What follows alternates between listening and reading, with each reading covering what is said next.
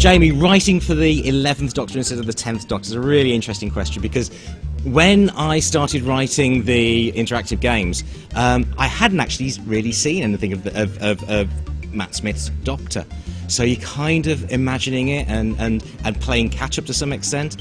And actually, it's the trap that you fall into is because as soon as you start typing the Doctor and you start hearing what he's saying, if you haven't seen Matt playing it, part of your brain is still playing it with David playing it, so it's really difficult to get out of that sense, and that's the problem. And you just kind of have to wipe the 10th Doctor from your mind and concentrate on this is a new guy. And it helps if you've got pictures of the new Doctor with you, which I did, and that kind of concentration when you're thinking about that Doctor. Hi William, 1963, why did I set this story there? Well, largely because it's a really iconic date for Doctor Who, because 1963 was when the Doctor started, when the show originally started with William Hartnell. So, we'd never done an episode like this, an interactive episode, it just seemed like a great idea to go back to 1963 and start it from there. Something. There's no mistake, this is 1963. But how?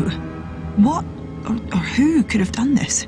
Something with the power to alter time. Harry, when I was writing the stories for the interactive games, I actually really kind of thought about them just exactly the same way I would think about them as stories for telly, because it was really important that these games felt like episodes of the TV show that you would sit down and watch. Just the difference is that at certain points you take over and start actually working the Doctor. You are the Doctor for these points. So, in actual fact, I kind of really thought about it in exactly the same way. And the stories all have a beginning, a middle and an end, just the way that a show on TV would have.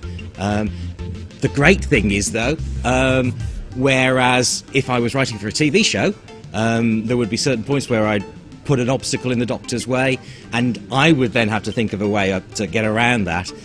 In the game, that now becomes your responsibility, because that's where the gameplay is. So, hope you enjoy that. Come on.